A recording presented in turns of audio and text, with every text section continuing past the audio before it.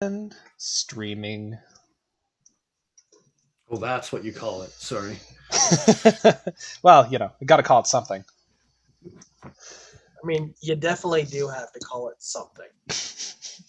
Whether you like it or not. I'm sure people probably call this a lot of different things. It's whatever we do.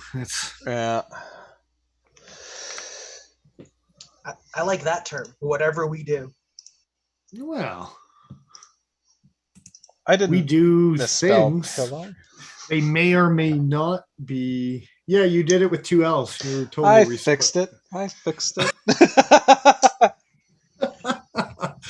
I mean, you totally didn't misspell Pilar. I didn't misspell a knife I own. Come on. The fuck? Well, I don't own the 3 yet, but anyway. Yeah. 707. Didn't destroy the tip, but I broke the tang. So can you show that again? Yeah, I'll get that on camera. You know what? I'll actually, while we're waiting for people to trickle in, I'll try and make this all that goodness. Quick shout out to Matt in chat. What up? Justin, thanks for joining us. Indeed. So I dropped my 707 a while back now, a couple weeks. Did not break the tip. Just needed a little bit of resharpening, buffing, but it came out just fine. But the eagle-eyed among you will notice, before I say anything, there's something wrong. Put your hand behind it. Yeah, there you go. There's something wrong with that tang there. It's actually busted. And I don't know whether I'm going to get a good reflection here. Probably not. Do I have a light? Not close enough. Regardless, it actually sheared right along the jimp line. I think it's like the second or last jimp before it begins, like before it's supposed to taper off. Oh, yeah, you can kind of see the fracture line there. Yeah, super cool. Didn't break the tip on the super thin piece of metal, just broke the thickest part of it. But that's what stress risers do, you know? Anyway. Who are you calling a jimp? Come on, man. Who are you calling a stress riser? All y'all. That's what I'm calling all y'all stress risers. How do I do this again? There we go. I'm figuring stuff out. I remember how things work. Vaguely. He remembers how he do. Oh, he do. So I've been looking for a while for this Railyard Lager. I had it last year and I really, really enjoyed it, and finally found Calgary Co-op actually had them in stock. It's a Calgary brewed, and I kind of laugh that Ed Hardy designed this can, but it's delicious and it's made in Calgary. So what's the percentage of Cobra blood in it? It's pure Cobra blood. It's 5% alcohol apparently is what Cobra blood is working with, but sounds about right. Yeah. Cheers to Ben in chat. What's that really expensive blood? Horseshoe crab blood. It's copper based. I think it's horseshoe crab blood. There's some kind of crab, and it's a copper based blood, I think. And it's super. It's super goddamn into some weird communities, dude. I have like such a weird breadth of knowledge, and so much of it is just surface level information. But I can confirm that you are correct. Oh yeah, about copper-based blood. But just the sentence about the like expensive blood just tickled me the right way. Oh yeah. I forget the bidding. Start the bidding. Well, there's something about it being useful for pharmaceutical industry. It's just super strange. I see. Yeah, that is super strange. So that keeps us young. It's horseshoe crab blood. On a side note, what do you carry in there, Joe? Oh, me? Yeah, I went first last time. Well, you ain't setting me up this time. Yeah.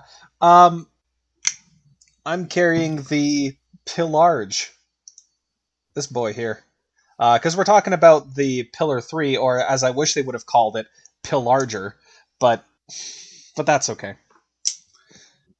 Well, did they try to call the one you had the Pillarge, right? That's what it is. So this is the Pilarge. The Pillar 3, they just called the Pillar 3. They could have called it the Pilarger.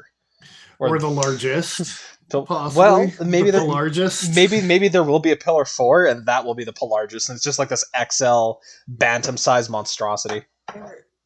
They're making names for their knives the way that Fast and Furious movies are named. Like, yep, you're not wrong. The Pilargening. That sounds like a different kind. Tokyo Drift. That sounds like a different kind of movie, and not one that I think I want to watch. And then they'll twist it around on their head and just do Pillar 5. But it didn't have Vin Diesel, so it wasn't nearly as good. Then they call the 6th one just 6. You know which one. Larger. All right. Yeah. Okay. That's a kind of a pretty picture there, Joe. It is. Well, kind of. Thank you. Yeah. That deserves about the same thing. Yep. So I know that I kind of snowballed this one, being that we are actually talking about the Pillar 3. But Paul, what are you carrying? I'm carrying my little Pena X Series Trapper. Oh shit! It may or may not have made its way with me to a bit of an event. Good times. The savvy among you might know what a legendary unicorn is, but they're delicious. Not just a standard unicorn. Legendary. I would like to see this unicorn's legendary status. What kind of credits are we working with here? It's just got a little card. It's got blue in it. It's got blue. It's a significant amount of blue. Some Red Bull. The unicorn just steps up to the mic. Tap, tap, tap. I have blue in me. That's what you need to know. It's at least 50% blue. I judge that this unicorn is legendary on its blue merit. It's striking. Fantastic. Anyway, been derailed there. I gotta be honest, I thought you were gonna throw up a pillar because you own one of those too. I have it right here. I was playing with it before the stream. I thought I was gonna be the odd man out because I'm the only one that likes cheap foot blades and not mediocre ones. So I don't own a pillar or a pillarge or a pillargening. Hey. I was at the bar last night. This was the only thing I could take with me. Oh, our stream seems to have died. We got sketchy there for a second. Oh, okay. YouTube is having a fit, but everything still seems to be working on my end. It got back up. It says we're back with excellent connection now. So sweet. Before we get too much further, I'm gonna run internet diagnostic in the background. So my apologies if we cut out, but we should cut back in if that's the case. All right. Well, there's going to be a whole bunch of cutting. So, yeah. Meanwhile, as far as your Pena goes, yeah, it's a nice knife for sure. What are you carrying? Well, Joe needs to multitask a little bit. I was carrying my 530. It's familiar to Joe because I weaseled him out of it, and now it's mine. And I probably won't sell it back to him. Unless it had springs like the Fact, I'm not interested. It does not. It does not have springs like the know. Fact. Ask me how I know. It does not. You know what helps, though, is one email. One email helps a whole bunch on fixing that problem. Okay, so here, I don't know if the Fact springs would actually work in that chassis. No, they wouldn't. No. But that being said, I mean, if you could get some piano wire, I guess you could just bend it yourself into shape, and it should work. Just the piano wire, just down to the piano wire store. Well, music supply stores, Amazon, No, just take your cable cutters over to Grandma's house. Oh no. Which wire? Doesn't matter. He doesn't even have a piano. It's weird. No. I had to break into her wall. That's not your grandma. This is not my grandma's copper wiring. This is not my grandma's house. Oh well. No. Yeah, I'm a little. There are days where I am sad that I don't have that knife anymore. But I traded with you for the torrent, which is around here somewhere. Oh yeah.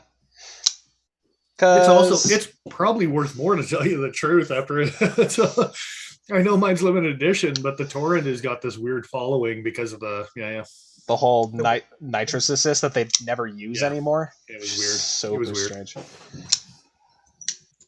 If they remade that, oh, sorry. I was gonna say, I feel sad for you, Joe, that you don't have that knife anymore, because that thing is fucking gorgeous. Hey, if I want one, I can always steal it from one of my friends who still has his from when we both bought them. But and he says one of his friends because we never said we were friends. It's not me that he's. The problem is Dennis might kill me. Anthony, there's his name. Anthony might not kill me. Might not. I see. We're working on a game of percentages. You know, I got to be alive to enjoy the knife, right?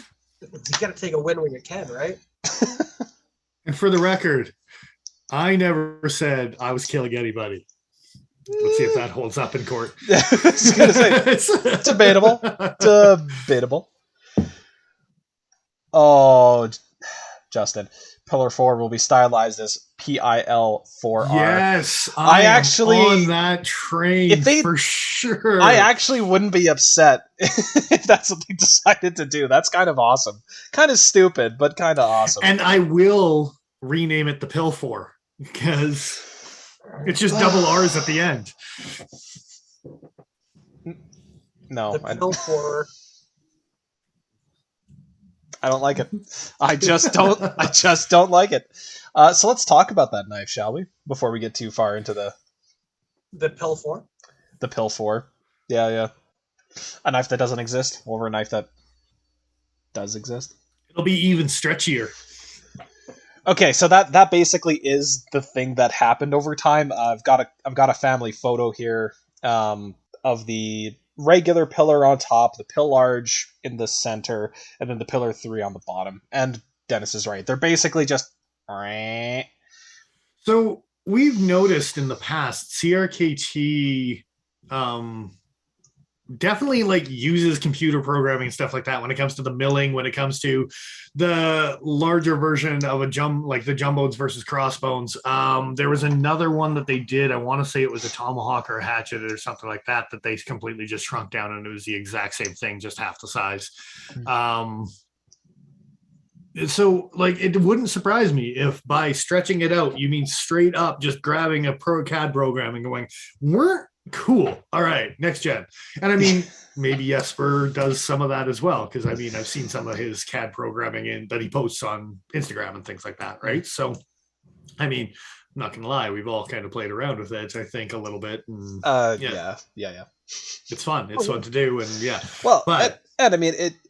At the very least, they are making tweaks here and there to make the knives different and more comfortable in the hand. Like between the Pillar 1 and the Pill Large here, you can see that the corners at the back end of the handle have been they made a little bit more sharp on the second version, and then on the third version they really swept that whole section back, and then they shrunk that back end where the lanyard tube is. Like, that's actually more narrow than it is on the previous versions, even more narrow than the small. So they are doing some strategic manipulation as opposed to just stretching or shrinking. The other obvious thing is that they changed the tip shape on this blade. They moved away from the cleavery, sort of Warncliffe-y kind of looking blade to more of a traditional-ish drop point. I didn't realize that the picture I took kind of followed suit with this whole idea of the CAD programming. But I'm pretty sure they took the blade from a tuna and were like, we can fit that into a Pill Large. What was the... No, it was a reverse Tanto green one. The, like, tuna, but not the tuna. But look, like, you'll see it in a second. The tuna's not that far off as far as blade shapes. They like Warncliffe the tuna, and they were done. I suppose, but I mean, your PPT comes into that same category for sure. Yeah, it's like the two had a baby, top and bottom. I don't know. I'm gonna throw it out there and just cause some shade and say that you're stretching on that one. I think it's the finger choil that throws me. The tuner just doesn't have a finger choil, and it's not meant like that, so that's what's throwing me off. Have you never heard of dominant genes between parents and children? Also, stretching. Yeah, I got you. Yeah. I see what you did there. Yeah. You're stretching on that one. Get it? I just assume they're slowly but surely trying to make a PPT, but make it slowly over generations so that they can't argue. Be like, no, we came about to this on our own self. It's totally organic, the way that we got the evolution of a PPT. Like, that's funny. They took a Pilar and made it into all these different iterations, and what they did was take a PPT and work it back to a Pilar and then start releasing. That's so dumb. I choose to believe that. I hope by the time they get to the 8th iteration, they turn the 8 sideways, so it's just the infinity symbol, just to let everyone know that this is just going to go on forever, right? So, yeah. Of course. For some reason, they call number 8 the FIFA. You stop that. All right. So there were. So as far as specs goes, because we don't have a picture of anyone holding this knife. Yeah. So I had them written down on a little. It's a 2.97 blade. I've got the thing. Thank you. You can post it up as well. It's a 3-inch blade. It's 7.2 overall. So you're looking at 4.2 for a handle, but then the big finger choil acts like it would with a native or whatever, right? So. Yeah. But if you cut the bottom half of a native off, it's not far from a 762. All right, no, I'm just kidding. Yeah, I suppose. Gotcha there. I mean, a pillar. I bet it's. Well, look at it. It's actually not that far off a native and a.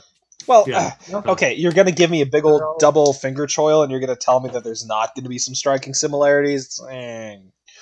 They're all kind of similar. After a point, at least it didn't have the Cobra hood. Did you say up to a point because this one's slightly pointier than the rest of the pillars? Yes, you got it.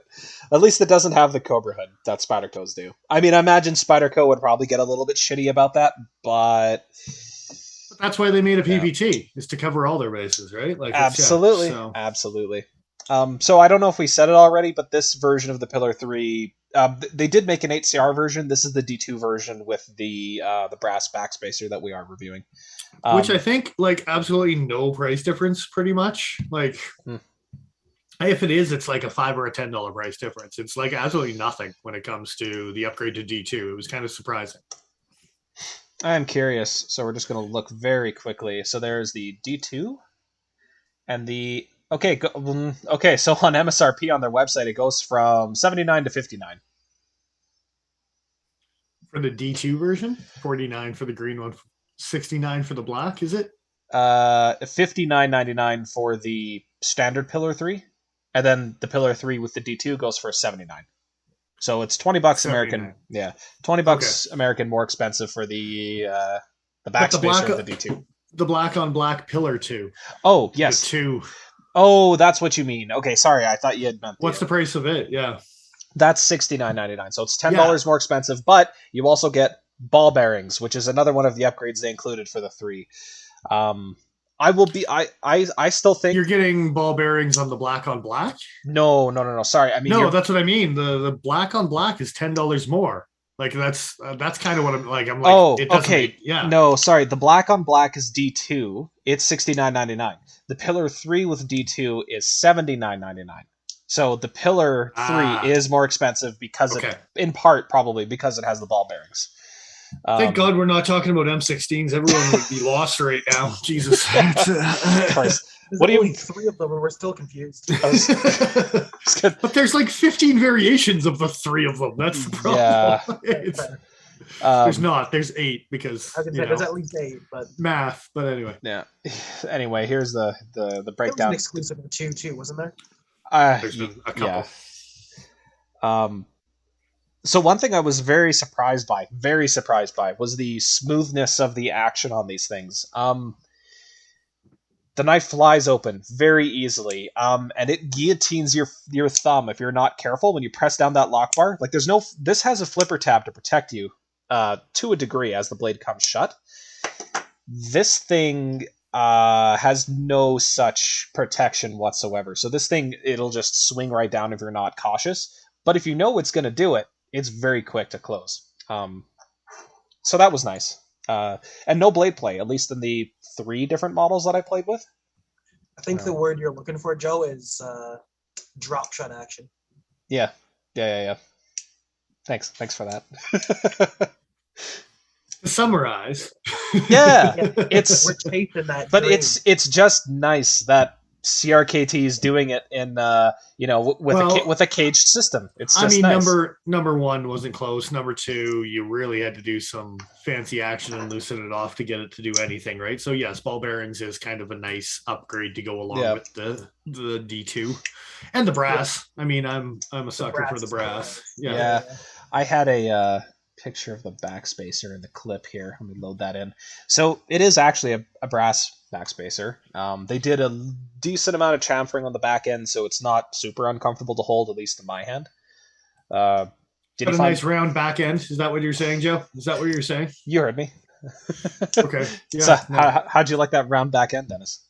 Better than a sharp one. Yeah, you don't want a sharp back end. No, you can't be poking into it when you're backing it up. Like it's lovely. Yeah, we're here. So recessed pocket clip, and the screws are recessed within that pocket clip as well. That's not something it's not something that CRKT always gets right. They do it right sometimes, but usually they half-ass it, and they'll do one or the other, but not both.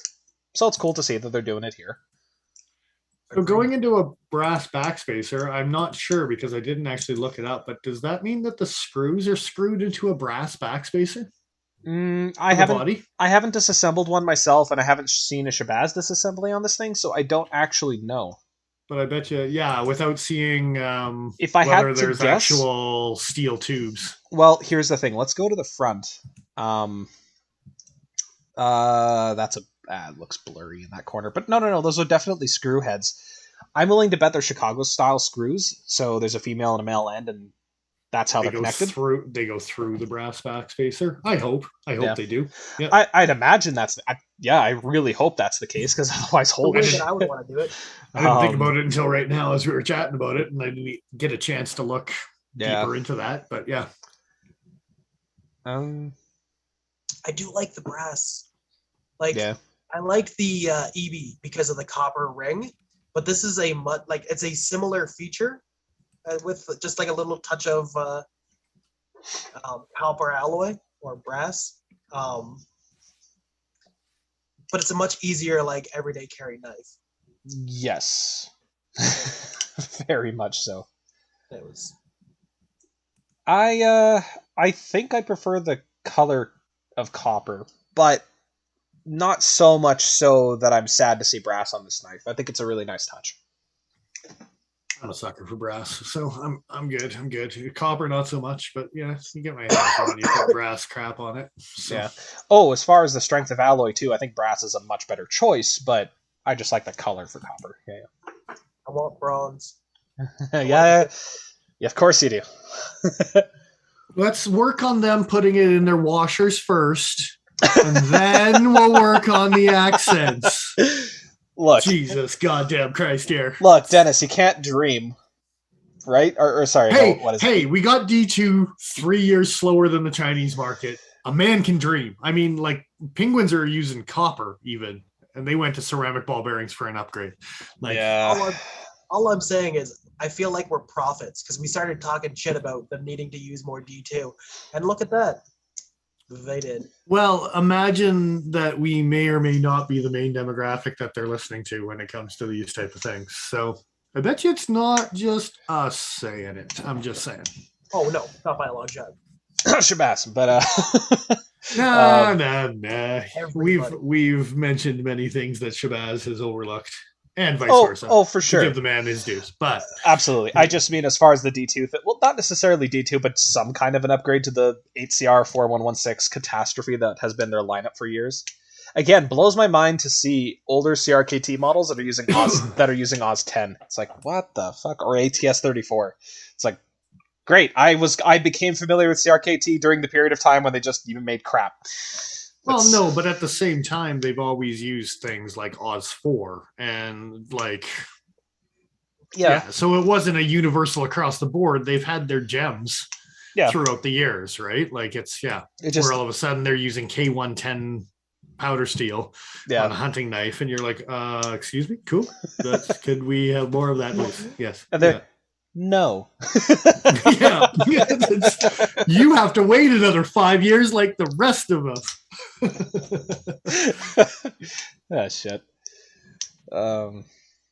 OG Laura Croft points. I'm not sure what they are, but the gaming nerdery runs deep in our crowd, apparently. I was gonna say, it's very pixelated, whatever it is.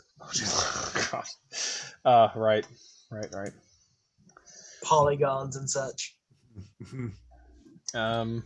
So we keep on mentioning the fact whenever we see a knife that all of a sudden it's smaller than we thought it was going to be. So this knife was smaller than I thought it was going to be. Really, because this is honestly that was my main point for this entire thing, other than the fact that they screwed lefties again. Damn you. They totally did. But yeah. Yep. Milling G10 is way more expensive than milling the steel side out to make it conceal, for sure. It's much harder. But they can rent the steel side. My biggest thing with this was as soon as I got it, I was thinking it was going to be. You thought it was going to be not like Batum size or not? Yeah, like getting closer to like a Trask, because the Pilar 3 sits pretty nice. I wish I had a comparison photo, but it sits nicely between them. Something. Yeah, for sure. Not quite as wide as the Trask, but this is another. I had the case of like, oh yeah, okay, and it wasn't much smaller than I thought it was going to be, but it was a hint smaller than I had in my mind, type of thing, right? So yeah, that's fair. I think this one met my expectations. I honestly, if anything, I would say I probably had the impression I thought it was going to be a little bit bigger, honestly. Maybe I kind of figured maybe with the shape of the blade, I thought it was gonna. I missed that, and maybe I'm glad I missed that. But yeah, probably. The one thing I was surprised to see, though, was that they actually managed to bring it down to a much more fine edge than has been previously achieved from Pillars. I took a comparison photo here. I'm just trying to figure out which one of these it was. It's kind of hard to tell in this photo. I tried. It is actually ever so slightly thinner on the Pilar 3. Just barely. So their claim is that blade stock thickness is both 0.15 between the 2 and the 3. Yes. Stock thickness is the same. Yes. Now that doesn't include your saber grind and your finishing edge and which whatever, right? Yeah, which is why I was trying to get a shot of it behind the where the grind begins to show you just how thin it actually gets behind the edge. It may have been better to go by the tip, but that may have been a little bit unfair to this guy. It's hard to show in a photo and in person. That you can tell by feeling. But the Pilar 3 definitely is slightly thinner behind the edge. It's going to be a better cutter. This was not really a great cutter until I reprofiled the edge to about 17 degrees, and that's why it has such a wide bevel compared to how it normally just ships. I don't think you're going to need to do any kind of modification to the 3 in order to get it to cut well. I think it's just going to do great out of box. I mean, you might need to resharpen it depending on the edge, the quality of the edge you get, but as far as the thickness behind the edge, I think she's good to go. Look, everyone wants their knife to arrive sharp, but it's also the easiest thing to fix yourself. Yeah. I'll do it if I have to. I like to kind of check quality control when it comes to companies and not mess around with it for a day or two before I realize that it's either garbage or half decent, right? But on that subject of quality control, one thing I did notice was that a few, I think it was 1 or 2 that I noticed had kind of rounded tips, whereas the rest were fairly pointed. The example I took photos of here are pretty pointed. That it was fine. But I did notice that there was a little bit of rounding going. Jump in, Fisk. How's it going? How's it going? We're Canadian. That's all I can tell you. Like, we say stuff wrong sometimes. Pilar. Pilar.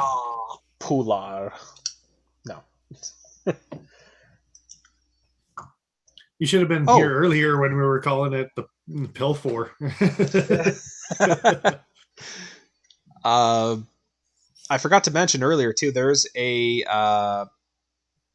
what do you call it? It's not a lock stabilizer, but it's a over travel stop, right? Yeah. It's kind of hard to see in this photo, but you can see behind the screw there. It's just a bar. Yeah, just put a bar on it. It's nice and simple. What's that, Paul? I said, look behind the screw. Yeah, pretty much. How close you zoomed in on that, I can tell that lock bar has got really good finish on it for sure. When you zoomed in, you could just see all the tiny little perfections. Oh, they're beautiful. Yeah. Well, that's what happens when you laser cut and then you use a belt to do your chamfering. Well, it looks like someone, did those dropped a 707 and broke the tang off of that end of that thing right there. Yeah, a little bit. It's not every photo out of the knife. When you zoom in this close, you're going to see shit like this, though. It really doesn't look that bad or feel that bad in person. That's great. Mr. Fisk didn't even hear us say Pilar before he was telling us we were saying it wrong. He just saw the name and knew we were saying it incorrectly. Thanks, Fisk. Thanks for the faith. Yeah. Well, he's seen us do reviews of the other two, right? So exactly. Well, we gotta stick to it, right? If we're third time's the charm, right? Is that the tagline for this? Third time's the charm. Third time's the charm. It will be now. That's gold. They actually did pretty much everything right on this knife, except for maybe a weak detent, which Joe hasn't commented on, which I'm kind of surprised. I got to be honest. Are you CRKT biased? No. I will actually say that I tried to, for the one I took photos of, I tried swinging it with my finger off the bar. It didn't pop loose at any point, and when opening it, it was nice and crisp. And as far as dropping it shut, every time it would fall shut, it didn't bounce off the stop pin, it didn't do any of that shit. So it might have been the one that you handled, or if you handled multiple, it could be that on average they had weaker detents, but the one that I handled was okay. Oh, it definitely popped open when I was drop shotting it several times. For sure it did. Yeah. Fair enough. Okay, I never had that problem. Maybe I just don't know my own straight now. It has nothing to do with that. Like, that's part of it. But a normal kind of whatever, right? But yeah, I got it to bounce 2 or 3 times on me. Interesting. I don't know if Joe's the same way as me, but when it comes to a stiff detent, that's something I'm looking more for in a flipper. So you can build up a little bit of like inertia before it pops open. Yeah, but there's a fine line between like it having a danger factor. 100%. Right. So, and some companies like to skirt that line, whether we're talking about one of those companies right now or not. I'm just saying. Well, I mean, honestly, I think it's no Boker Lancer. That's for sure. No. Thank God. I mean, right? Come on. But I have to say, of all the possible shortcomings for this thing, for me, it seems more quality control issues than anything else. Detents that are inconsistent and tips that may or may not be over sharpened or sharpened improperly and being made around. Those are the two issues that I'm aware of right now with this thing. I mean, the lock. I will say, and it's just inherent with the oval hole. Instead of a round hole or whatever, when you're spidey flicking this knife, it is kind of crisp. So I probably would take some 220 sandpaper, something like that, and round out that hole a little bit, especially for the guys who like to spidey flick. So, yeah. Have you tried to do your weird index flick on it yet? Yes. But lock bars are a whole different thing. You really need a good liner or compression lock to do it, so the scale doesn't become a factor. I was talking about your military, Joe. I need you to bring that the next time we're working together, because I bet you that would index finger just fantastically. Yeah, you bet. It does. You'll see pieces of my nail come flying off too as it. The hole Well, in this yeah. thing is crisp. Speaking of chamfering holes, Jesus, yeah. It's not so That is a bad good if you're. hole. I would have done that a long time ago, for sure. It hasn't. It doesn't bug me, but I do it on the thumb studs. Like I did it on my Rhino. You can like if you touch either side of the thumb stud, it's very noticeable where I like chamfered the studs because they were crisp. I thought you meant you were doing your creepy index finger flip with the no, with the thumb but now studs. you've got me thinking about it. Oh, please don't. Off the thumb stud? It's a frame lock. I can't do it. I need something with a liner. Anyway, continue on. I'll do it off a grip Tillian later. Thank God. Do it with your supper. Anyway, it's not my thing either. I can't embed it. No, I just saw someone weird do it. I was like, hey, I like those weird things. So, oh, how was the centering with them all? I for the three I looked at, the centering looked perfectly fine. The grinding on the edges were not consistent from one side to the other. The photo is taken at a slight angle here, but you can tell that the edge is not done the same on both sides. oh yes, that's nice. That's nice. I'm pretty sure that was one of their serrated models, and so it's got that nice M16 lopsided grind that you see quite often. Ground on the wrong side of the knife too. Well, don't worry about it. It's I don't know if you guys recently were watching DBK, but they were talking about a tops knife that may or may not have had some asymmetrical grinds. yeah for chopping, especially and edge deformity. That being an issue. It depends on impacty. Like it's again, it wouldn't matter as much type of idea, just because it does have to do with impact and shock for deformation and things like that, right? So that's it. Depends on how much shock you want to put this knife through. It is on our channel, so it's got a fair amount of shock already. So and aw, boo. Aw. Yeah, at least 2 awes. So this thing comes in at a pretty reasonable price point, I think.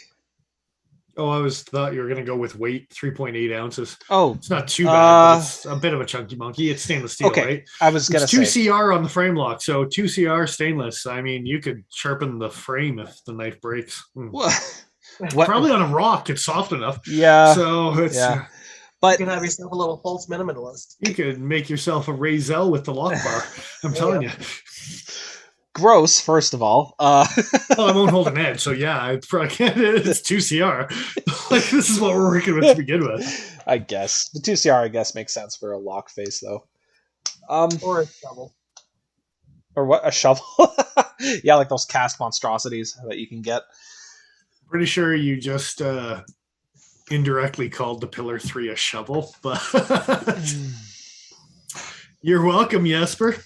Yeah. Hey man, I like his designs. Me too. He knows. He knows what's up. He knows. He knows he does okay. I think he's got a pretty good idea.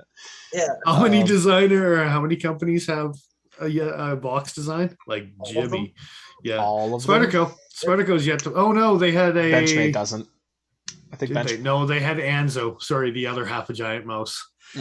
Right. I haven't gotten on the box train yet. I don't think. I could be wrong, but anyway. So I think for the price, this is a pretty good knife overall. It's D2. Yes, it's stainless steel, but it's a frame lock. It's got your over travel stop. It's got brass. It's on ball bearings. I think if you're giving me like our old school chart on price versus like materials, I'm going to give this sumbitch a 10 out of 10 if we're working with a CRKT scale. Yep. Jesus Christ. It's got to make up for the 3 out of 10 that I give it for not having a left-handed pocket clip, right? So, brass backspacer D2 ball bearing system, this should be $100 knife. Like with everything else that's on CRKT's market right now. And the fact that it's only an $80 on their MSRP, man, like give credit where credit's due.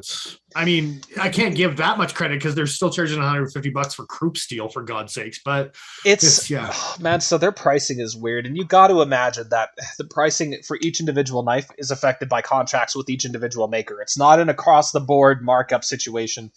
Even if you're comparing the like similar materials, as soon as the designer changes, as soon as it's an instance of knife to knife, prices are all over the map. So, I have to agree. A tremendously good bang for your buck here. Well, Now, okay, but 10 out of 10 for CRKT materials, but how do you think it sits on the current market, knowing where else you can get D2, like the Kiwaspi Penguin is a thing? Yeah, but it also has copper washers and no accents. I mean, it's got micarta instead of G10, but like I said, ball bearing and accent-y good times is. I think this is still in a 9 category overall, let alone a like CRKT category. Yeah, I would agree with the at least 9. Yeah, especially if you're looking at a Pillar 1 or a Pillar 2. Like I said, with the CRKT pricing in mind or whatever. Yeah. Yeah, I think this is the best iteration of the Pillar so far, for sure. This is about the same price. No, a little bit more expensive maybe than like a Rat 1 in D2. Yeah. And I think this is probably a better option than the Rat 1. Yeah. Talking shit about the Rat, but I would still go with the Rat because I like boring shit, but yeah, you do. If we're talking about like around in the city, around the office, or in the backyard garage, whatever, I'm probably gonna take the Pillar. I would take the Rat if I were going backpacking, just because of the difference between bearings and washers. That's really the only real reason.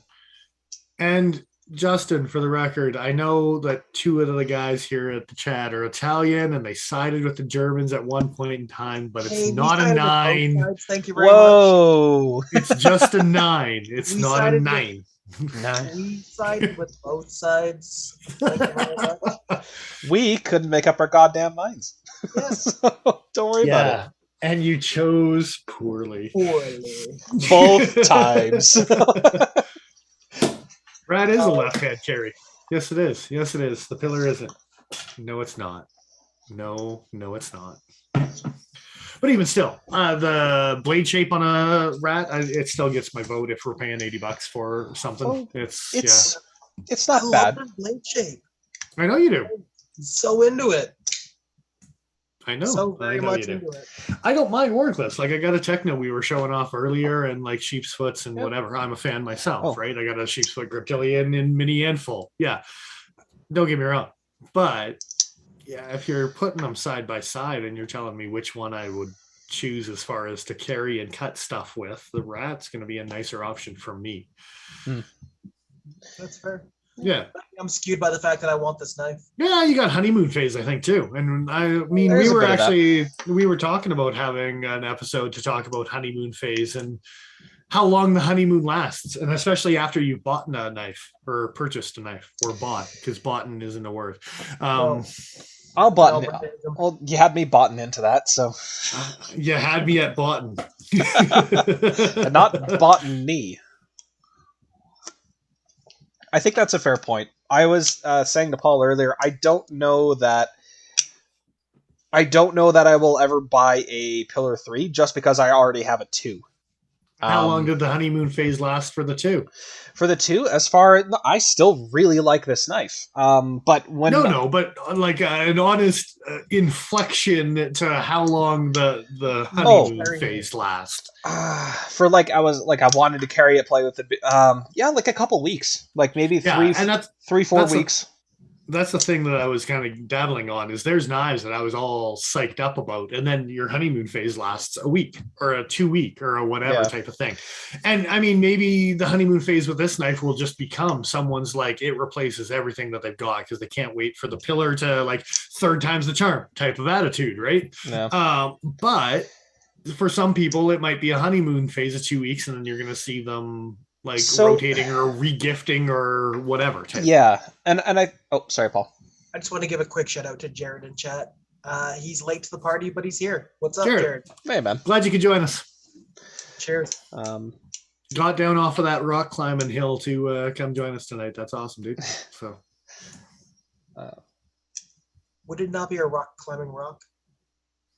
It's just a hill. It's Jared. No, just kidding. Man's got skills. I'm just giving a hard time, but yeah.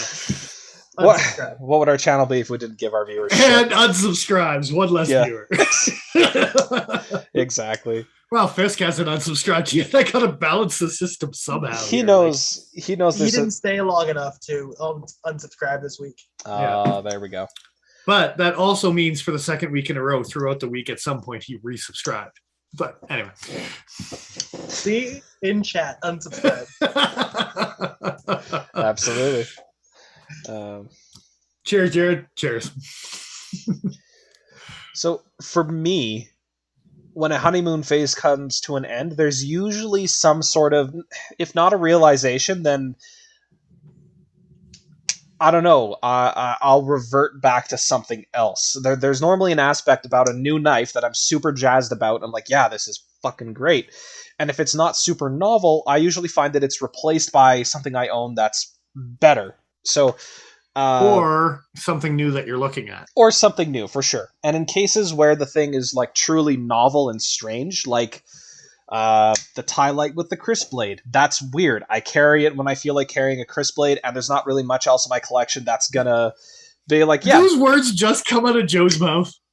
When I feel like carrying a crisp blade. Yeah, if I'm going to a buddy's house, when I am looking at my list, I'm like, man, yeah, I just wish I had a crisp blade today. If I'm going over to some friends, if I'm going over to buddy's house to play D&D, and the Nerd Fest is starting, and I sit down and I show them, because they all like to see like the weird shit that I have. I'm like, hey, take a look at this, and I show them this. They haven't seen this yet. They're gonna freak. Okay, it's weird. But if you're going over to a friend's place to play D&D, you're throwing a big ass mace like this thing behind me. Yeah. Come on, let's be honest here. You're not throwing up a crisp blade. Yeah. Like no, both. That just happened to be the first example I could reach for, but the more appropriate one would be something like the Nerk tie, right? Another CRKT example. That thing's a conversation piece. It's weird. Plus, I love this thing. The integral lock on it is just strange, just super weird. It looks cool. I dig it. There's not much out there aside from a custom version of this that would kick this out of the rotation for that reason alone.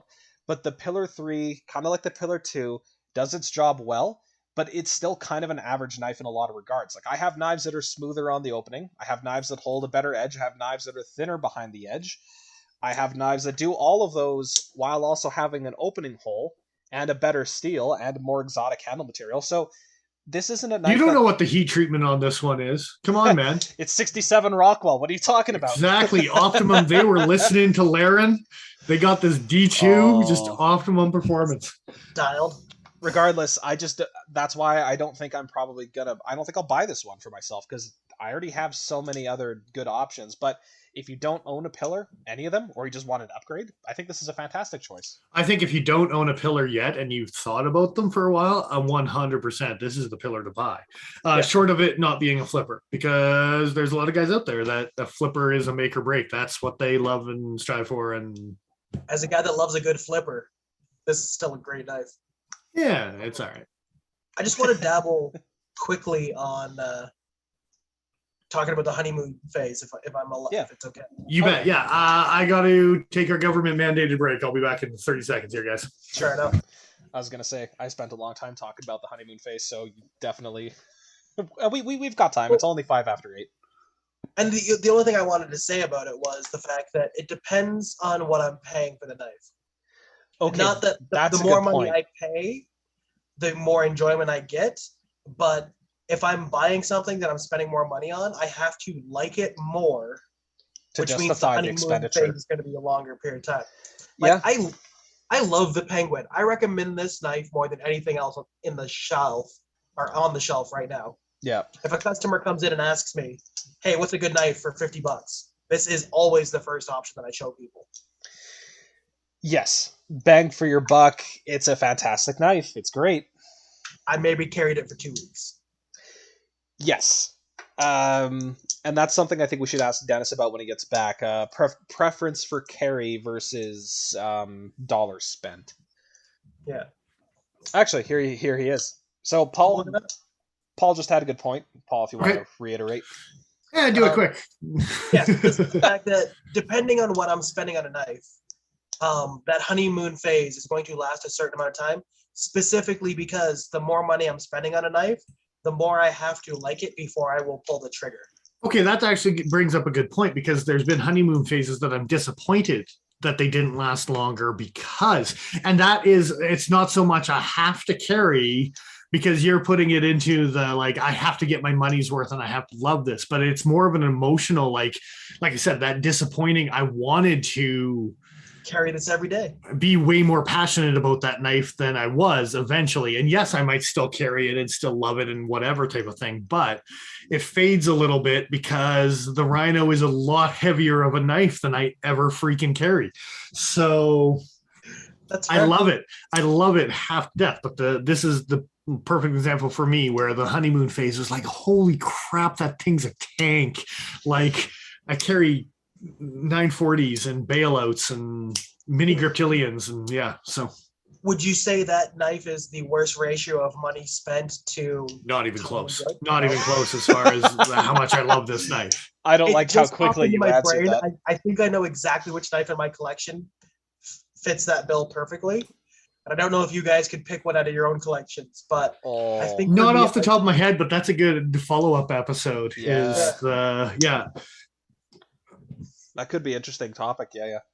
But I'm making a note of it. Cool.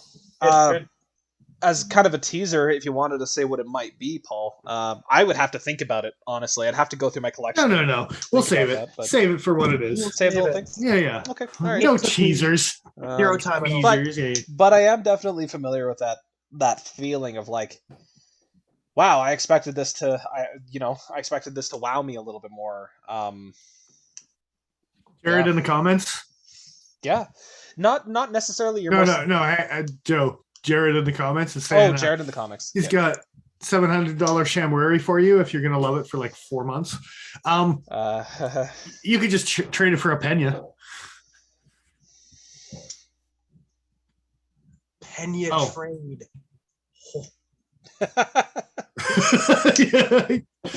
For a Shamwari, man.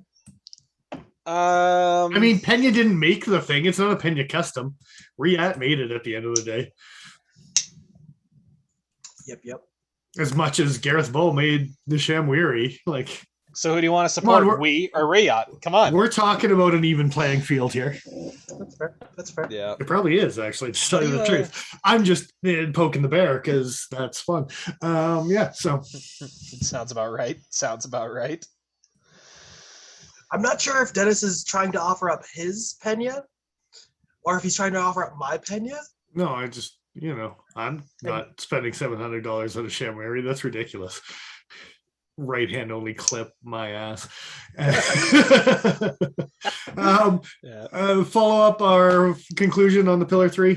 First impressions. We haven't actually cut anything with it, but playing with it for the last couple weeks. What do we think? I want one. I'd give this. For CRKT. I'm tempted to say, yeah, this ranks an A. Like, goddamn, this is probably one of the nicest knives they've come out with that has not been a limited anything. I know we alluded to it, but third time's a charm for sure. If we were going off of old school like scoring, yeah, like this thing actually would rank pretty good. I mean, I don't know if it would crack top 10 on our chart for back in the day, but you got to give it credit for what it is. It's pretty damn good. Yeah. My enthusiasm is still only a 2 or a 3 on this thing, just like the rest of the pillars, but it's only just because it doesn't do it for me. There's so many things I can spend my money on, and CRKT is probably not going to be one of those things unless it's a Snailer, because I'll buy the shit out of that. That's terrible. That's god awful, Dennis. I'm supporting Jesper Vox in my own way. It's fine. Yeah. Okay. His markup on those are probably better than the knife is. Yeah. It took me a second to realize what you were commenting about there, but I miss those little guys. The Snailers? Yeah. Yeah. Oh. If I were to give it some sort of grading system, I would probably give it. I think it would be like the spare tire on an old 1980s like Scirocco. What the shit? That's the Snailer. I was gonna say like a lap full of cat. It's a rarity. Come on, that tire goes for big money nowadays. It still doesn't change the fact that it's a tire from a car no one knows about. Oh, there's Volkswagen heads out there. They're into that shit. But should they be? Yeah, Volkswagens are pretty great. I don't even know where my Snailer history. is. That's the worst part. I brought up the Snailer. I have no idea where mine is.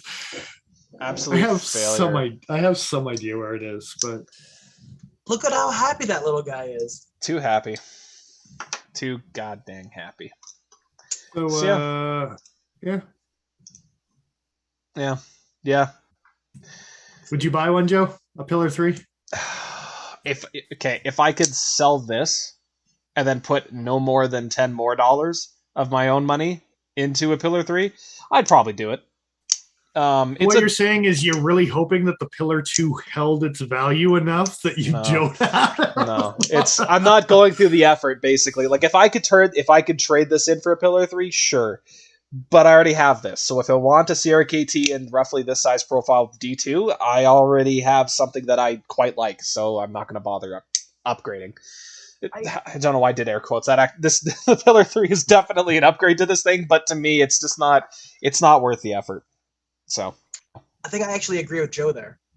If I owned the Pilar 2, Pilarge, I probably wouldn't buy it. But being as I have this dinky little thing in, I think it's only 8 CR. It sure is. The OG Pilar was only 8 CR, yeah. But because I only have this, I would jump on that thing. You own a Pena Trapper. Yep. And you want a Pilar 3. Yeah. I mean, I've talked to Joe about reevaluating his purchasing options, but I think this is a group conversation that needs to happen. Like, I'm putting a note on that. Intervention. Well, something, man. Well, put your money towards things that are going to be worth owning. Up a knife at work one day, and Dennis is just going to slap it out of our hands. Well, look, I like weird shit. If I do it to my customers, I can do it to my employees. No. Don't slap anyone, Dennis. God damn it. Well, now you're just being unreasonable, Joe. Like it's shit. He's got you there. Look, I like weird stuff. CRKT makes weird stuff. I'm gonna keep buying CRKT's weird stuff. That's like it's just gonna keep happening. This isn't weird enough for me to pull the trigger on it. Let's just put it that way. I was excited to get the Pilar 2, the Pilarge, sorry, because it had D2. It was somewhat novel at the time to get D2 from that company in that form factor, especially. So cool. But you'll never stop us, Dennis. We're just gonna keep wasting our money on petty bullshit. All right. Do what you need to do. Hey, you're talking to the proud owner of a CRKT Psych, which you can't get anymore. So eat your hearts out. Well, you were in a mad dash to get one. Yeah, I wanted that thing. To be fair, I'm pretty sure I said I was going to buy a Pilarger as well, and then didn't. You usually said I was going to buy an EB, and then didn't. I talk myself out of this shit a lot. I was intrigued by an Eevee, but I still am. It's not what I was looking for. No. Yeah, well. You don't think so? I want some goddamn copper alloy accents.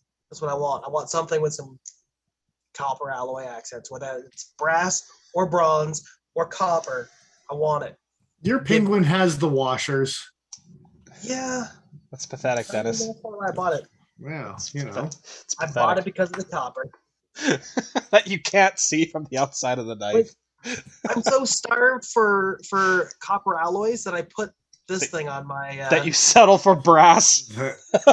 Okay, first of all, fuck you both. The brass is way nicer than copper is. Well, I'm just saying, if he's putting copper on a pedestal, he's not climbing that pedestal. What? Because it'll I said it fold before, over and break on him? Is that... I like bronze. I want more things in bronze. Yeah. All right. We summoned this up. Yeah. Buy it. Yeah. Buy it. All right. There's 2 votes for buy it, a 1 vote for buy a Spyderco. For $100. Well, I'm just saying that what Spyderco? You can get a base model native for not that much more, and if you cut the bottom half of it off, just Not like Joe did, that much more. it Not looks just like a Pillar 3. not But that a base much more. model, He says an FRN with a is it S30 now on the base model at lightweight. I don't You think. want? No, I don't think the light. You're gonna make me Google stuff now, aren't you? Yep. Well, You're the Googler. Well, I mean, by Google, I mean I'm going directly to Spyderco's website. and if you can't get the native, then get the Manix, because the base model Manix lightweight is dirt cheap. Okay. There's a little native. There's a lightweight native that's okay. Native FRN. Black 150. Okay, it's like 50. It's like $70 more American. 155. Okay, first of all, their Spyderco upcharges, that's almost Canadian pricing by the time you're looking at Spyderco's website. Okay. Yeah. But that's still like $20, $25 more expensive than a Manix is. And a Manix is more meat behind the edge. A Manix is dirt okay. cheap. So this is S30V. There are no washers. It's a backlock. It's plastic handles as opposed to G10 stainless steel frame lock, brass backspacer, ball bearings.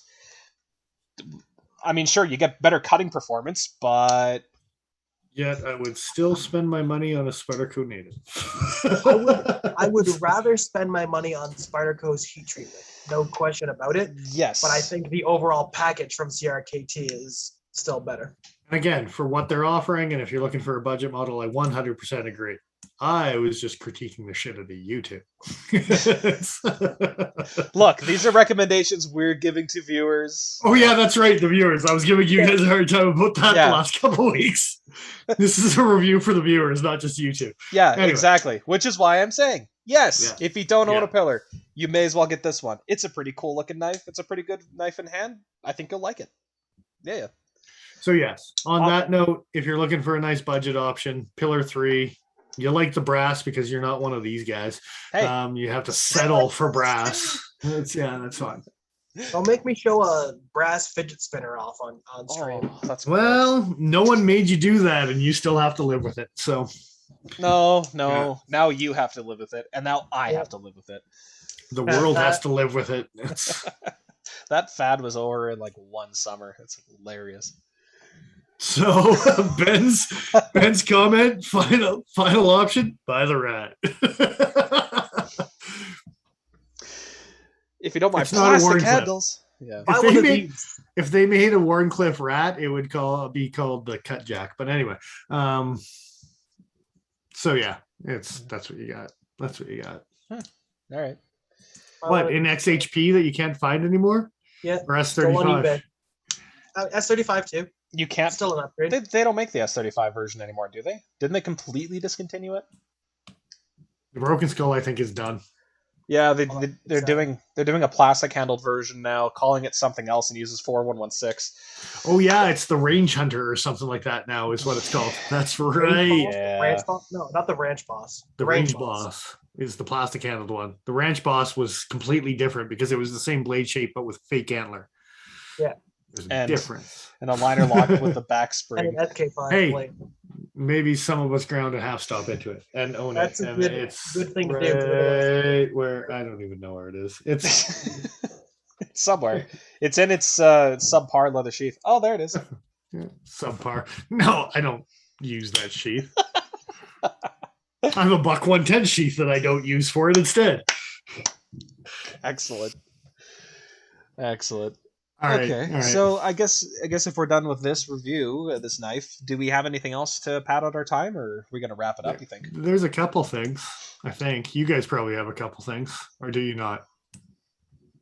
Not I particularly. have one small. I have a couple small things. It's pretty much all I had as well. I know you sent me a link here. Yeah, that's just me griping about stuff. So I'll do that for a couple minutes. It'll be fun. Sounds good. Let's bring that up.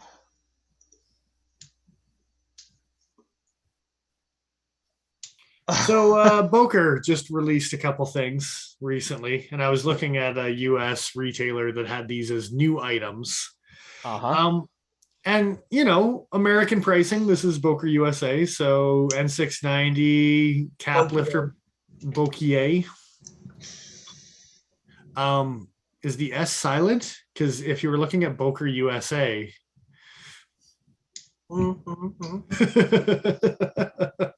Bokier. Bokier. I hate Just it. saying. Anyway, you should hate it. It's terrible. It's a terrible thing. Awful. So 3 knives here, 269, 279, 289 for different handle materials, but I really want to focus on the middle material in particular. Oh, it's fantastic. Just the horn, not the curly birch, not the Thula, because they're all the swell ends is what they call these guys. Which swell they're over end. German, that's fine. 269 and 690, that's German, or that's Boker's price point. So good. That's fantastic, right? But can you read what the material is for this middle one in particular? Blade material is N690. Handle material is nickel, silver, and synthetic horn. That's right, ladies and gentlemen. It's plastic. Okay, they do actually link two different things, synthetic and horn. Bring it to different pages. Synthetic consists of synthetically or semi-synthetically produced polymers. The first plastics, okay, it's just a history lesson. All it is a definition of what things are. That's it. Wow, okay. So there's synthetic horn for $300 American. That's cool. $279. It's not the cheapest one. The Thula wood is actually cheaper than the plastic. Okay. Can we see the curly birch, please?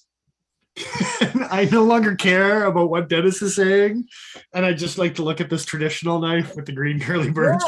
Yeah. $280 American for like Uncle Schrade old timer bullshit with N690. Like, it's nonsense. Look, it's garbage, my friend. Garbage. N690 isn't a bad steal, but if you're gonna try and sell it to me for $280 American, just no. No I'm way. saying this curly birch better be really good looking. Well, this is the curly birch. Well, that's what you're paying the big bucks for. So. Oh well, it's an extra $10. It looks like American. That's like $30. Honestly, this looks like dyed pine wood. Well, no, it's curly birch. It says right there, birchwood, and it's got an underline on it where you can read the definition. I know what they say it is, and it probably is that thing. These pictures don't. The examples they have in these pictures don't look as curly bad. in these pictures. I'll be honest. No, there's not a lot of chatoyance. I'm not excited by that, to be honest. Nope. And just out of curiosity, what have we got for the cheapest wood out of all of it? It's Thula, which probably looks the nicest. Actually, it does. Is it synthetic? No, it's not. Oh, fantastic. It's got a wire stripper and a bottle opener. Wow. It's 3 tools in one. For $350 Canadian, it better. That's per tool. Yeah, that's exactly what I was going to say. Terrible. Oh, yeah. That is the best one. Yeah, it sure is. So, hey, if you want to save yourself some money, you can buy this. I'm sorry, how much is it? $270 American slip joint with N690? Yeah, no, forget of it. No way. And it's not identical to VG10. It's very, very similar to VG10. Dick Richards finally joined us. How's it going, man? But yes, it's got a little bit of ingredients. It's supposed to be slightly more impact resistant, slightly more abrasion resistant for that. But yes, at the end of the day, it's a glorified VG10, right? So, yeah. So it's a European. If you keep in mind what Great Eastern Cutlery sells their slippies for, comparing to stuff like this, I know that Boker has brand recognition. Well, you're getting that sweet 1095 from GEC. So, I mean, in terms of edge retention, getting a better quality product from GEC too. I won't say about this knife because I haven't seen it specifically, but Boker does often hit or miss when it comes to. I gotta say, I've only ever handled two of their German-made slip joints, so I can't. I was gonna say, Boker Plus in particular has a much higher inconsistency rate than I'm pretty sure Boker Germany does. That's fair. So yeah, I'm sure the fit and finish on these are as good as you can get from Boker on average, but $300, man, it's just really pricey. But plastic horn, man. Plastic horn. Okay, so I know that there was it was we talked about this in a previous episode a little while ago, but a while ago probably at this point, but tortoiseshell. How knife makers had basically almost hunted this animal to extinction, essentially, or jewelers or some crafts people. Yeah, so tortoiseshell was a super popular material for a while, and then they started making synthetics to replace it so that they wouldn't wipe this animal off the face of the earth. Personally, I think you can get some really nice synthetic plastics for handles, but the example you showed us here is not one of those examples. It doesn't.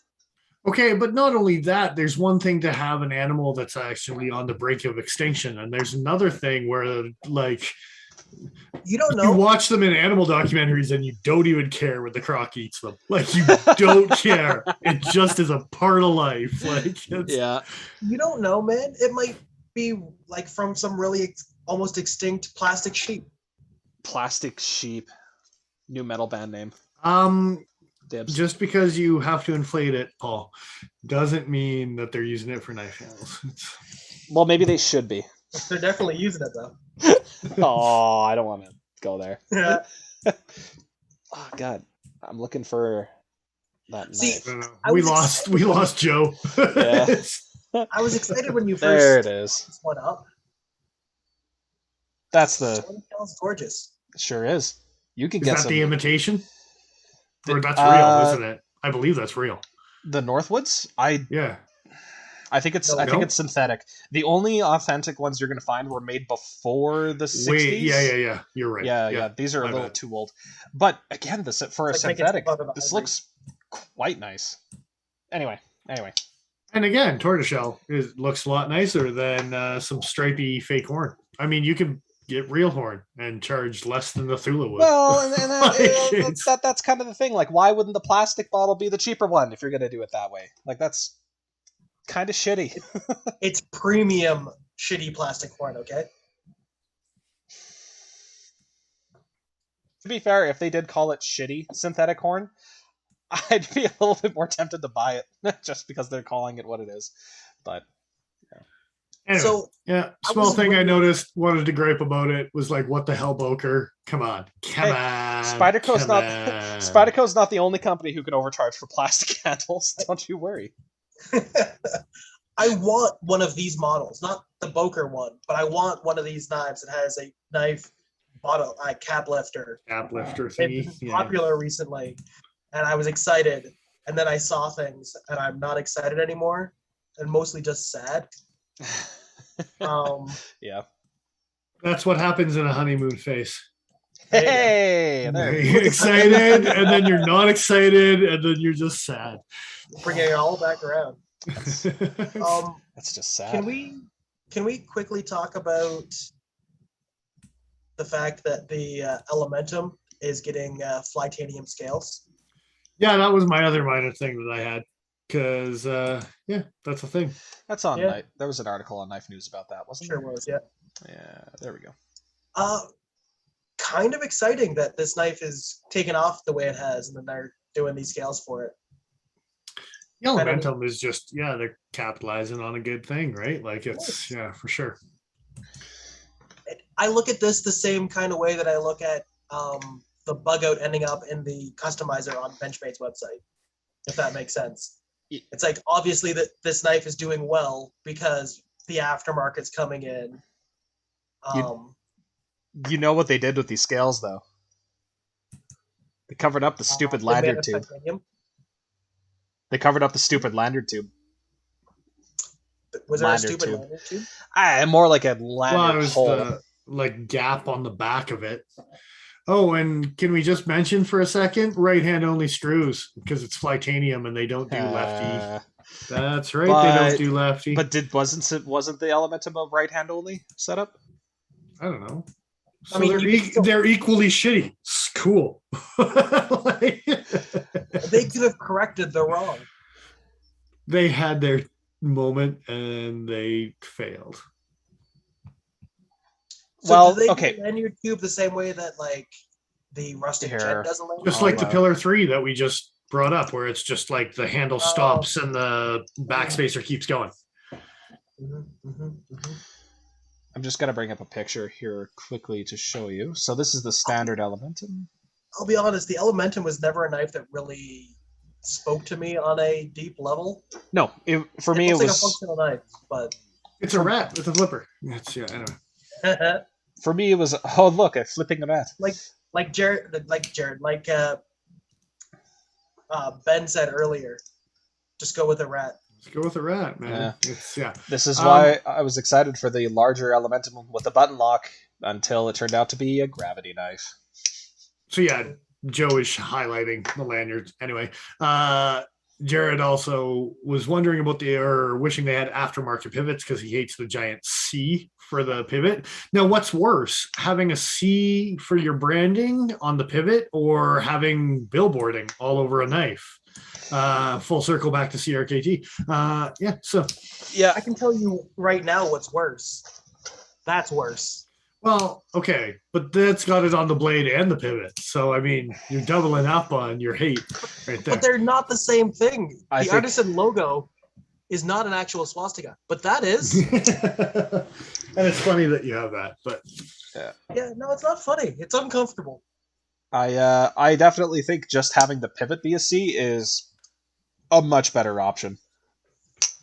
I think so too. I think as far as billboarding goes, I think they've got and even the Wii is on the pivot as well, right? When you have a Wii knife. Yes. Yeah. So, I like the way that Spyderco does it. I like the way that Fox does it. Where it's just, here's the logo and done. Done? Sometimes on Fox. I was going to say on Spyderco, you've got blade labeling, you've got location labeling. Yes.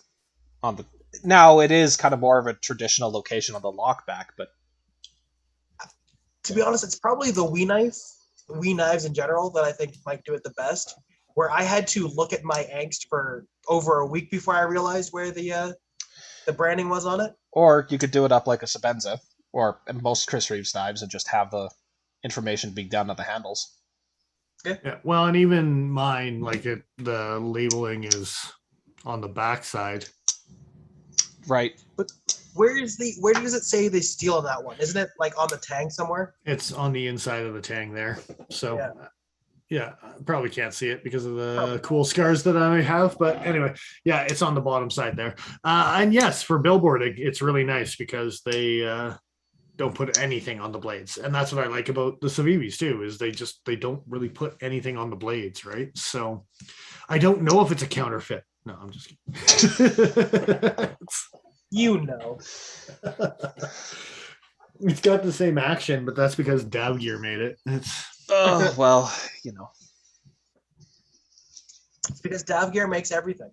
Well, including titanium scales for an element. No. I'm convinced they're to blame for all of the knife woes that we're dealing with. Flytanium is actually Dav Gear. It's a division of OEM. Oh, Christ. They'll add that to their list on Instagram for people that they're producing. Terrible. Everything about the sentence out of your face is terrible. It's not a good thing. Precision milled in China, Flytanium design. It says right on the thing. That's fair. Yep. Yep. Okay, so here's the thing. Sure, someone at Flytanium had to reverse engineer the placement for the CAD programming for this thing. But is it really a Flytanium design? This is a Civivi design. I mean, sure, you added a little bit of chamfering and a little bit of rounding, but... You got rid of a lanyard hole. Okay, I'll take it back. Screwed lefties. Yeah. Fantastic. It's completely different than Civivi screwing lefties. For the record, Civivi does not have a left-handed option for the Elementum. No, that's what I said. They're both screwing us. Yeah, just so screwing us hard. I don't know how Flytanium would add that. Yeah. On a side note, Ben Banter's actually called out lefties as being completely unreasonable about the fact that there isn't left-handed pocket clips sometimes. So on the Baby Banter, there specifically is a cutout for lefties because he's like, I can't believe how crazy a small demographic is as much as the left-handed people in the knife community. Yeah, and it's true. It's true. the marginalized usually are. Yeah. They're going to be vocal. They need to get. I mean, how else do you get change? Yep. Right. Pretty much. I'm speaking for the 10%. Yeah. Speak for the trees. I don't care about the trees. No, I kind of do care about the trees. You probably care more about the trees than the rest of us combined. He's got you there. I only hug them every once in a while. Come on. Yeah. A couple times a day. He's got enough of them on his property. Yeah, well, he's got to hug each of them in turn, right? Because you can't make them feel left out.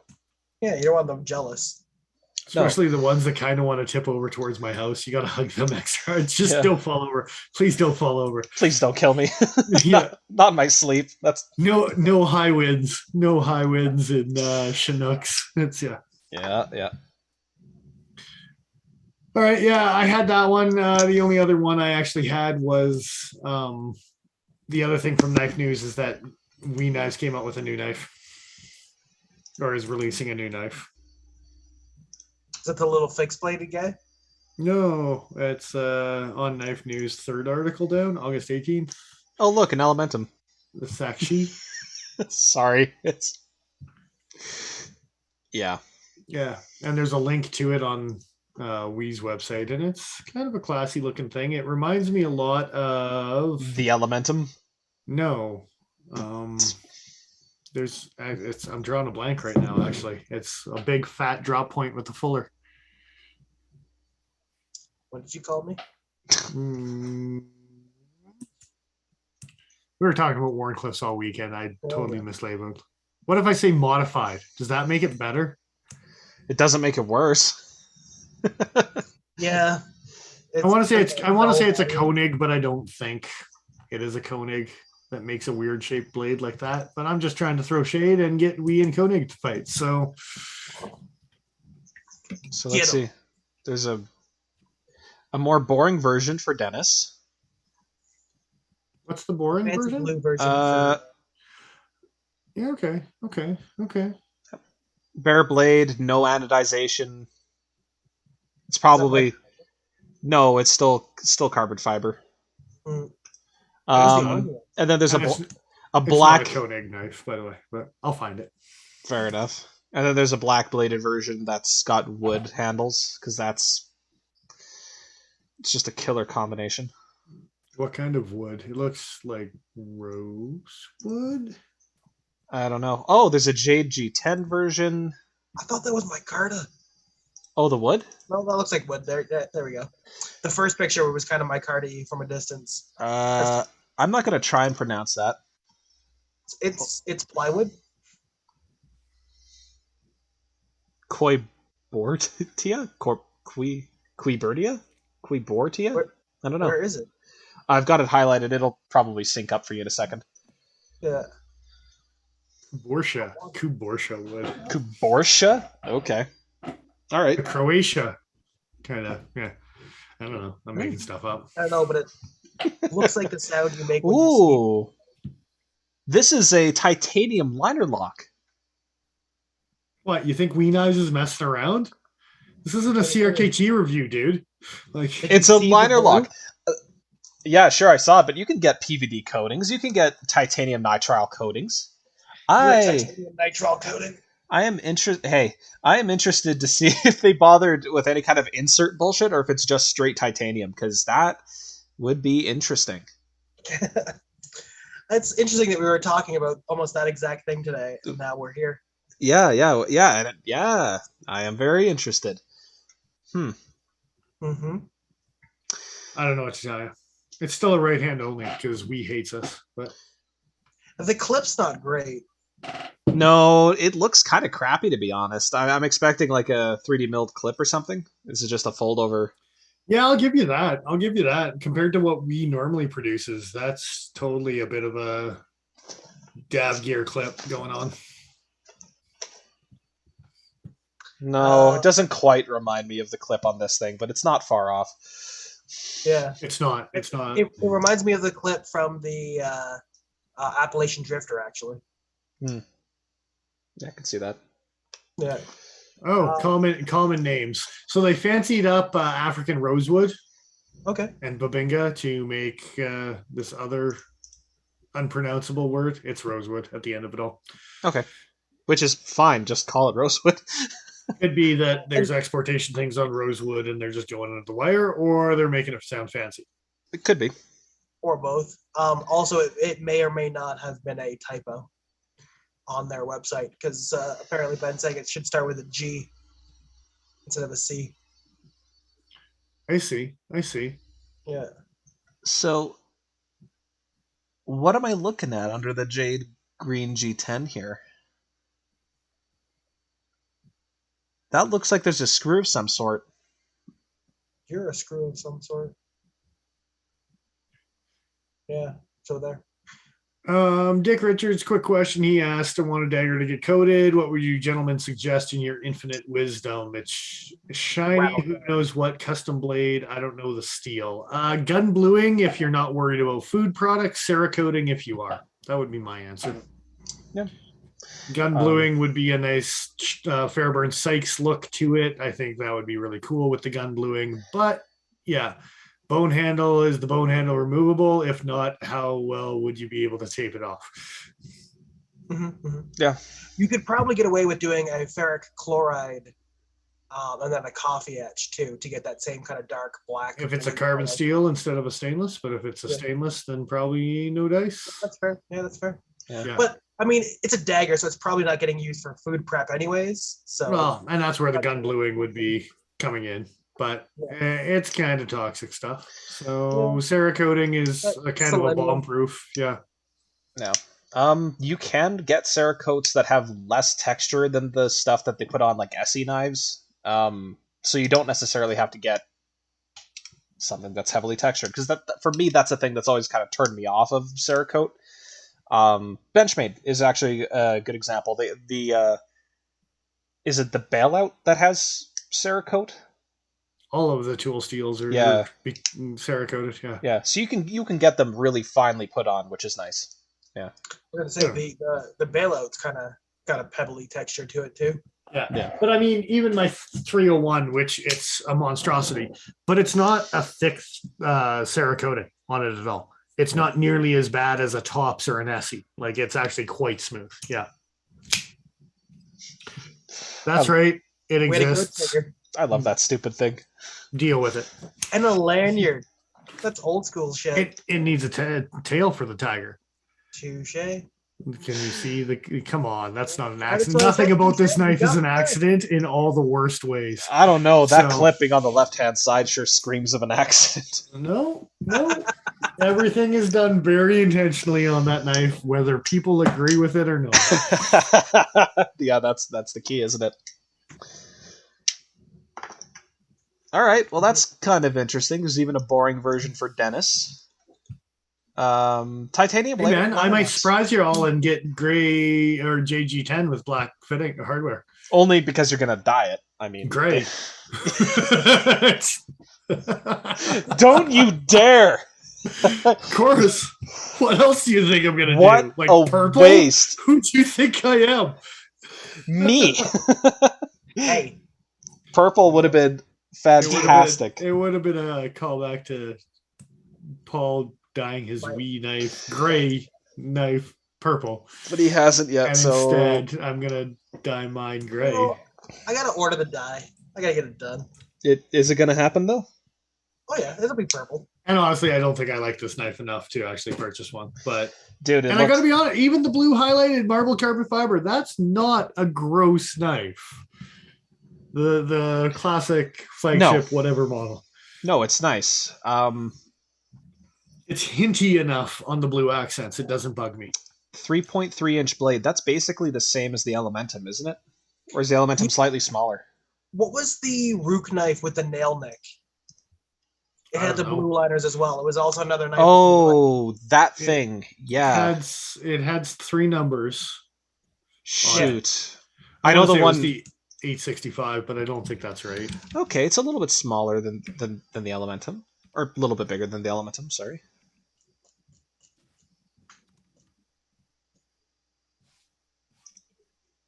Okay, so maybe I was a bit hasty saying it was just the Elementum. It's like a squished version of the Elementum. You're a squished version. Of the Elementum? Yeah. All right. You're just a squished version. How about that? I don't care for your tone, sir. I said good day. I said good day.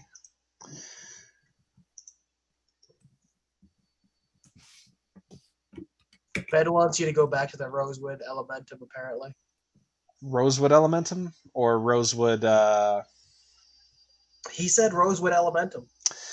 Well, same wood. Oh, they're calling it the same wood, are they? Yeah. Well, this is the brown micarta handle. Rosewood Elementum? I don't think I had one up. You're a brown micarta Elementum. This conversation is deteriorating. My beer is almost done. I'm getting hungry. This is the Rosewood Elementum. There you go. Oh, there you go. And this is the Rosewood Sakshi? Sakshi. Okay. I gotta say, I like this like burnt background they're using for their knives. It's not bad. Charred wood, it's actually kind of cool. It is kind of a cool background. Yeah. Get all the highlights with the deep darks from the shadows. Like, yeah, okay, that's kind of cool. Get the secondary bevel and stuff. Yeah. What's up? Good choices were made. Better than boring white backgrounds like this, I think. And it's the Rook 848 because I'm a nerd and needed to know. The 848, huh? Key 848-B. This thing. The only similarity, I'm assuming, is going to be the liners. But the blue liners. But I needed to know because the numbers were bugging me. And it wasn't the 865. It was the 848. It started with an 8. I'll give you that. Like half of them start with 8. Hey, shut up. Yeah. I looked like I knew what I was talking about for a second, Paul. Jesus Christ. I had to snatch it away from you. Yeah. Just in case there was an 801. I'll smack it out of your hand and just give you one of these. An 852. An 831. Okay, I'll stop now. Oh, 841. Sorry, I missed that one. Now I'll stop. Almost the exact same color of blue, though, eh? Yeah, it's pretty close. They do call this a titanium-coated stainless steel liner. They don't say coated with what. Like a titanium powder coat that's then anodized, I guess. I don't know. Ask Kershaw. They'll know. I'm sure they would. It's the same quality level.